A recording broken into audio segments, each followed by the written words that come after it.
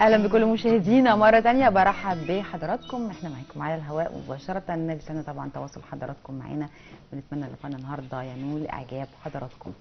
زي ما نوهنا في البدايه بنتكلم عن حل السياحه في مصر تحديدا طبعا طوال 2017 في حاله من النشاط السياحي الى حد كبير، تواجد لجنسيات مختلفه ما كانتش بتظهر بهذا التواجد في مصر من قبل، اشياء عايزه هنتحدث عنها وتوقعات طبعا كمان 2018 كاس العالم، حاجات كتير هنتكلم مع حضراتكم فيها النهارده مع ضيفنا الكريم الاستاذ ايهاب علي موسى، خبير سياحي. اهلا وسهلا بك. اهلا وسهلا بحضرتك. اهلا وسهلا. خلينا نبتدي كده على طول، شايف او حال مصر سياحيا في 2017 كان عامل ازاي؟ بسم الله الرحمن الرحيم. طبعا بالنسبه لحال مصر سياحيا 2017 طبعا الحال اتظبط عن الاول بشكل كبير جدا، بالاخص اخر 9 شهور في 2017 معدلات السياحه الخارجيه اللي هي جايه من بره مصر بدأت يبقى في أسواق سياحية جديدة زي السوق الصيني والياباني. أنا شايفاه كتير في مصر. بالظبط. مش مسألة كتير، الفكرة إنه ما كانش ده موجود، ما كناش بنشهده بهذا الشكل في مصر، حتى في ظل إن كانت سياحة كبيرة أو في ظل عصر سياحي ذهبي زي ما بيقولوا. طبعا هي مصر يعتبر هي دولة سياحية طبعا زي ما كل الناس عارفة، هي فيها تلت آثار العالم. طب احنا منين بقى بدأت تيجي الأسواق الجديدة دي لمصر؟ أنا عايز أقول لحضرتك طبعا إن الفترة الأخيرة طبعا تحت رعاية السيد الرئيس بيهتموا جدا بسياحة المؤتمرات. اوكي. زي ما حضرتك عارفة ان سياحة المؤتمرات هي بتكون عبارة عن دعوة ناس كتير من دول مختلفة ان هم يبتدوا يجوا يحضروا مؤتمر وكل واحد يقدم احسن ما عنده. وطبعا بيكون الزيارات الجديدة للدول زي مثلا ما عرفنا ان سيادة الرئيس برضو عمل زيارة للبرتغال كأول رئيس مصري يزور البرتغال من 24 سنة. ايوه. فطبعا الرئيس لما بيطلع معاه مرافقين، بيطلع معاه وزراء، بيطلع معاه ناس من السياحه، كل واحد بيشتغل في الحته بتاعته. صحيح. تمام.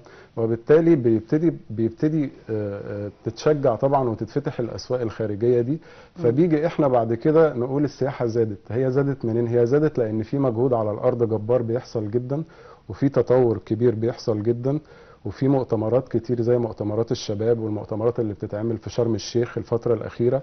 كل المؤتمرات دي الناس بتنقل طبعا صورة عن مصر كويسة جدا بره. في عندنا حاجة كمان أثرت في السياحة الفترة الأخيرة، وهي النجومية اللي بقى فيها لاعب الكرة محمد صلاح. طبعا ده بلا شك ان هو دلوقتي أصبح سفير لمصر في الدول الأوروبية، أحسن لاعب في أفريقيا.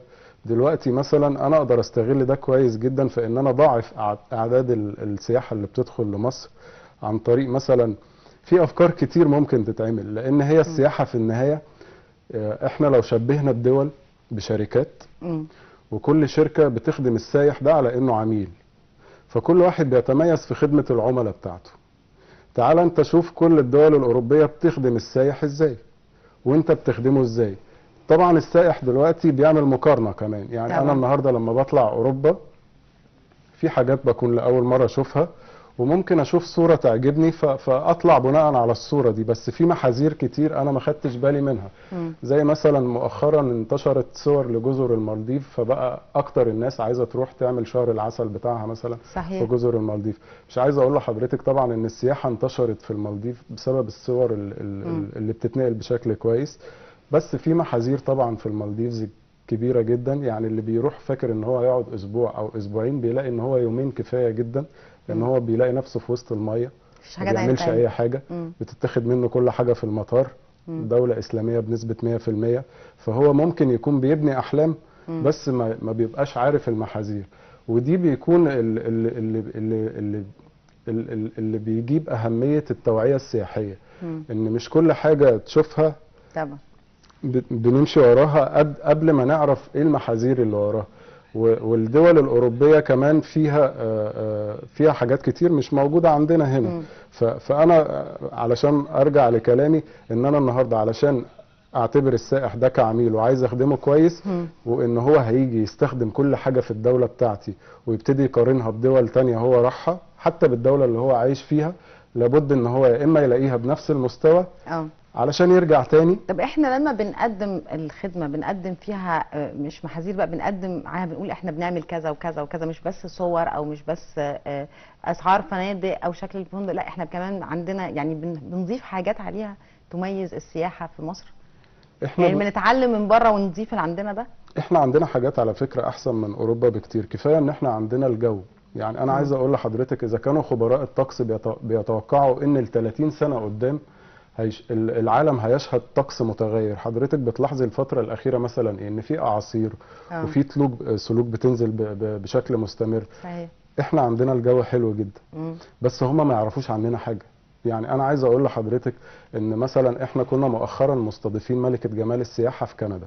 هم بيعملوا زي مسابقه كده، بينقوا ملكه جمال، وان هي كل الفكره ان هي بت بت بت بت بت بت بتظهر بلدها بشكل كويس. اول سؤال سالناه لها ايه رايك لما جيتي مصر؟ قالت انا ما لقيتش عروض تخليني اعرف اجي مصر زي ما يعني هم بره بيقدر الشخص يلاقي خريطه لاي مكان. اول ما بيروح بيلاقي الخرايط دي في الاكشاك وفي المترو وفي محطات القطار وفي السنترال في كل حته، فبيلاقي الخريطه وبيمشي على الGPS. مش شرط ان هو يتكلم مع حد، وبيعرف كمان الاماكن اللي هو هيروحها. فهو مجرد ان هو يركب. ده هنا ده العيب عند مين هنا؟ شركات السياحه مش قايمه بدورها بشكل. شركات السياحه فعلا معظمها مش قايم بدوره، ومعظمها بيفتقد للثقافه السياحيه 2017. طبعا العالم كل يوم بيتغير طبعا على المستوى السياحي بشكل كبير جدا. من 2010 ل 2017 عدد سنين حصل فيهم تغيير فظيع على مستوى العالم كله. بالظبط. كل دوله بتحاول تظهر احسن ما عندها، وكل دوله بتتفنن طبعا في ان هي تبسط الناس اللي بيجوا يزوروها، وكل دوله مختلفه عن الثانيه. يعني طبعا مصر فيها حاجات كتير جدا، بالذات في السياحه الثقافيه اللي هي الاثار والمتاحف. هم بيبقوا نفسهم يجوا طبعا ان هم يشوفوها ويتصوروا معاها، لان حضرتك عارفه اهميه الصور والشير طبعا. دلوقتي طبعا. بامال الدنيا. فهو بيبقى عايز يجي، بس هو للاسف لما بيجي بسبب ان انا مش عامل له نظام زي برايس ليست مثلا، ان انا اعمل له اسعار موحده. يعني مثلا لو رحنا منطقه زي بيزا، برج بيزا المائل ده في ايطاليا، على فكره هو نفس مثلا شكل الاهرامات. بيبقى عندهم الحنطور وبيبقى عندهم اسواق شعبيه بره برج بيزا، بس هو حاطط للحنطور ده برايس ليست، كاتب فيه ان سعر الجوله كذا. ان انا اجي هنا ليه اسيب السائح بتاعي ان هو يبقى لعبه في ايد الشخص، وبعدين اطلب منه ان هو يجي تاني؟ طب ما انا اصلا ما عرفتش ان انا احافظ على نفس المستوى اللي هو شافه برضه في دولة تانية. أيوة. فهماني حضرتك؟ وبالتالي لازم وزارة السياحة تبتدي تركز على مراجعة كل من هو يعمل في مجال السياحة او بيخدم سائح او بيتعامل مع سائح، من اول سواق التاكسي. يعني انا عايز اقول لحضرتك لما رحت روما لقيت ناس بتشد الناس في المطار زي التاكسي عندنا هنا وتعالى. بس رحت سويسرا لقيت مثلا ان في طابور. فكل دولة ليها اللي بيميزها، وفي دول شبهنا، ولكن الدول اللي هي عامله نظام صدقيني بتبقى السائح بيتبسط بيها جدا جدا. نعم. فوق ما تتخيلي. وبيبقى هو بيعمل كمان سياحه غير مباشره، اللي هي ان هو بيتكلم مع اصدقائه تعالوا زوروا مصر. وبالذات ان مصر كمان دلوقتي الجو بتاعها الحمد لله طول السنه يشجع اي سائح، بس نعرفه ان مصر فيها 1 2 3 4 عشان هو يبتدي يجي. طيب دي من ضمن المشكلات اللي يمكن هنزود عليها قدام شويه في خلال لقائنا. احنا بدانا بفكره حال مصر او حال السياحه في مصر 2017، وقلنا ان شهدت طبعا حاله نشاط الحمد لله كبيره. اول سبب حضرتك اتكلمت فيه هو زياره السيد الرئيس لعدد من الدول، المؤتمرات اللي بيقيمها هنا في مصر خاصه في شرم الشيخ. ايه تاني من الاشياء اللي زودت السياحه او خلت في حاله من النشاط السياحي في مصر؟ واي الوجهات؟ يعني ما هو كل سايح بيبقى او في كل دوله بيبقى لها، في ناس بتحب السياحه الشاطئيه، في ناس بتحب السياحه الثقافيه، في ناس عدد من الدول. فاحنا ايه النشاط اللي قمنا بيه هذا العام 2017 علشان ننشط حاله من السياحه مختلفه عن العوام الماضيه؟ اجهزه الدوله طبعا لما بتعمل بشكل كويس ده بينقل السياحه او بينقل الناس بره، بالذات كمان السياحه الخارجيه. مثلا لو هم بيتابعوا المسلسلات. طب احنا مثلاً. فين كمصريين؟ ده اجهزه الدوله، احنا اتكلمنا عن السيد الرئيس بيقوم والدوله بتقوم والحكومه، طب احنا كمواطنين وكشركات، وايه الدور اللي قمنا بيه خلال 2017؟ كمواطنين او كشركات مثلا في صناعه السينما، زي مسلسل مثلا جراند اوتيل الاخير ده، مش عايز اقول لحضرتك ان هو عمل رواج سياحي قد ايه في اسوان. طبعا في الفتره طبعا. الاخيره. طيب انا النهارده مطلوب مني بدل ما انا بعمل في الافلام اركز على المناطق الشعبيه وعلى البلطجه وحاجات كتير جدا، طبعا ان انا ابتدي اركز طبعا على المناطق اللي هي فيها الجونه، شرم الشيخ، الغردقه، الاقصر، اسوان.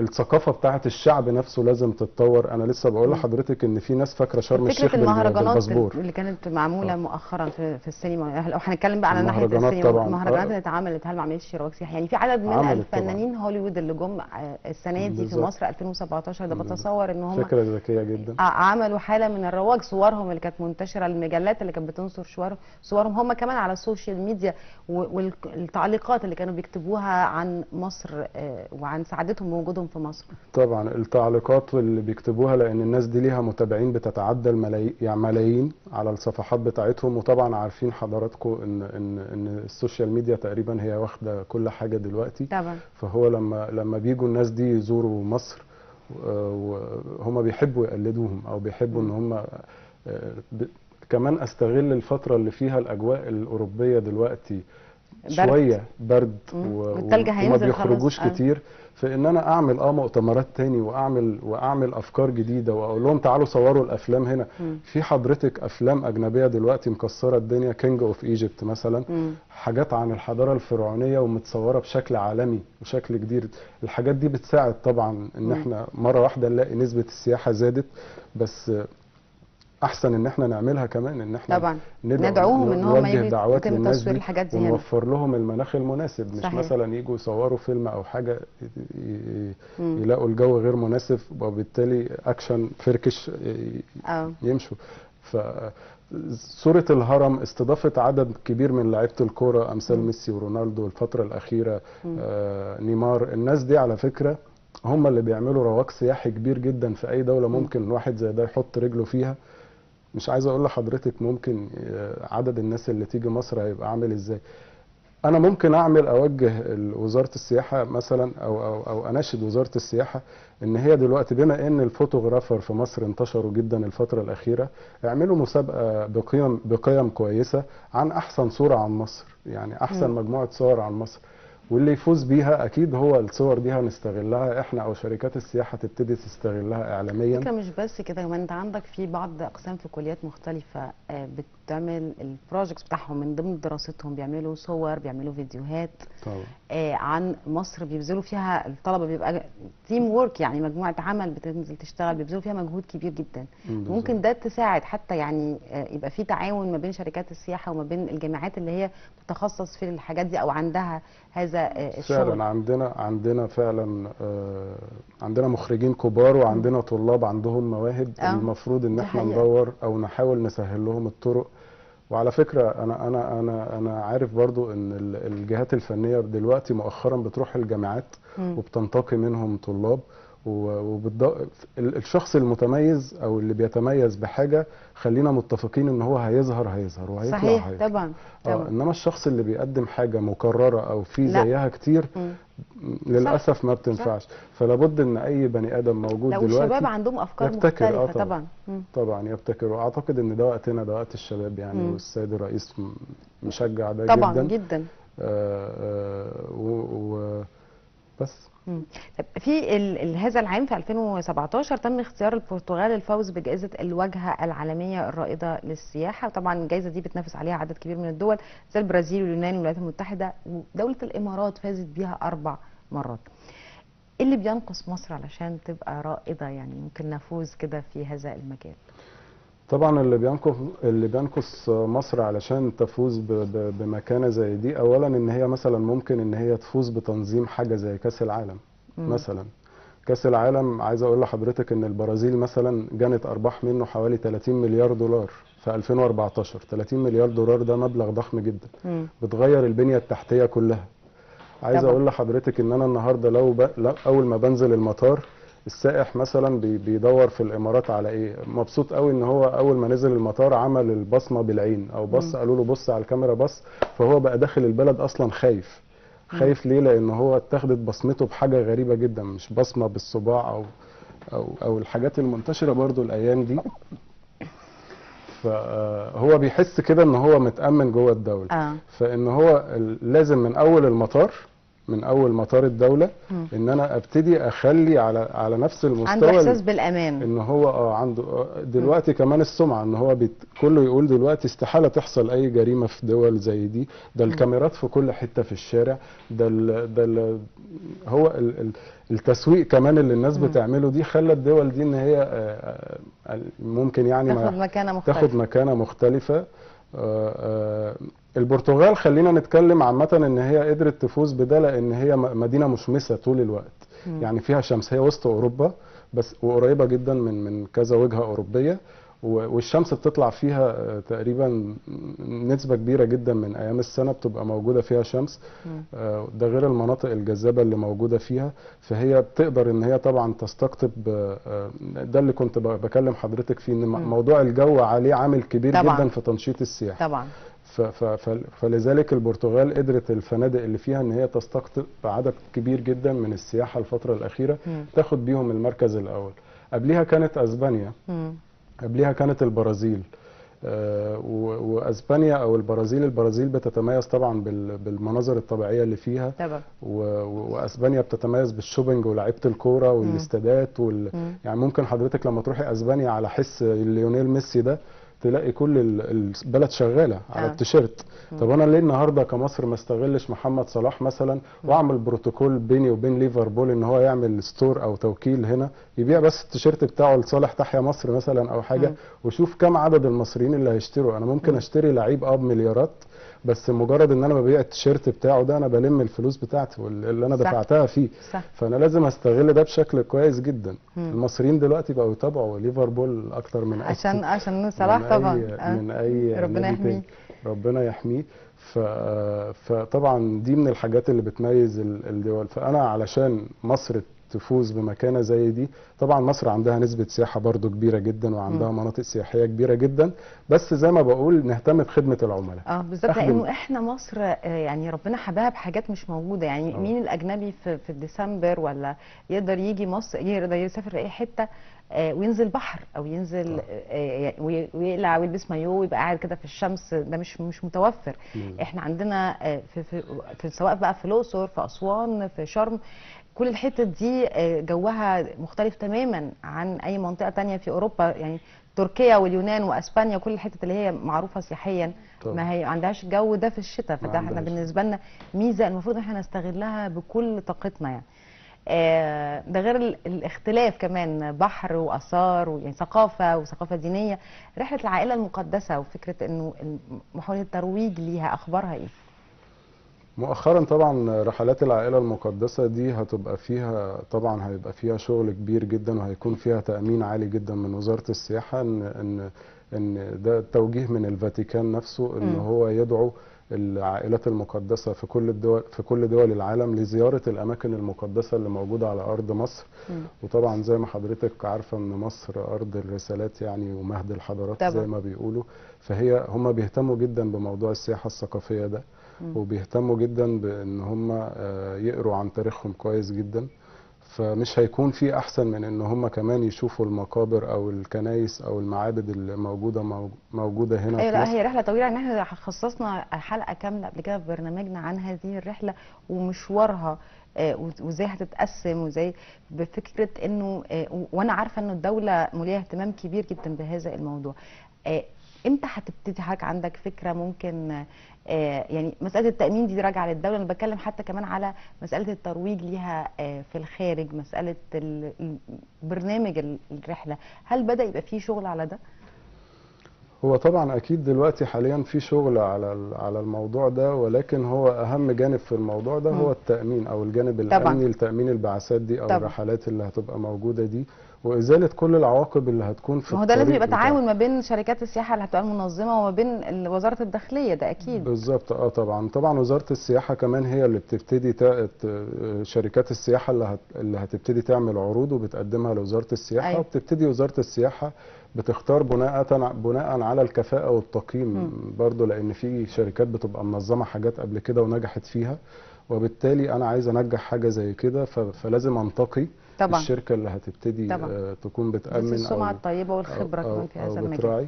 كمان بالذات كمان احنا كمواطنين لازم يتنقل عندنا بقى الوعي الثقافي والسياحي مثلا، لانك ممكن الفتره الجايه مثلا هتشوف ديانات مختلفه عن الديانات عن الاسلاميه والمسيحيه اللي موجوده هنا مثلا، فما ما لازم يبقى تنبذوش. في وعي. طب انا عشان قبل ما عندنا نقطتين مهمين عشان وقتنا بيخلص، عايز اسال حضرتك على عوده السياحه الروسيه اللي بنتكلم عنها بقالنا كذا يوم من بعد زياره الرئيس بوتين لمصر، وكلام على ان هي في فبراير.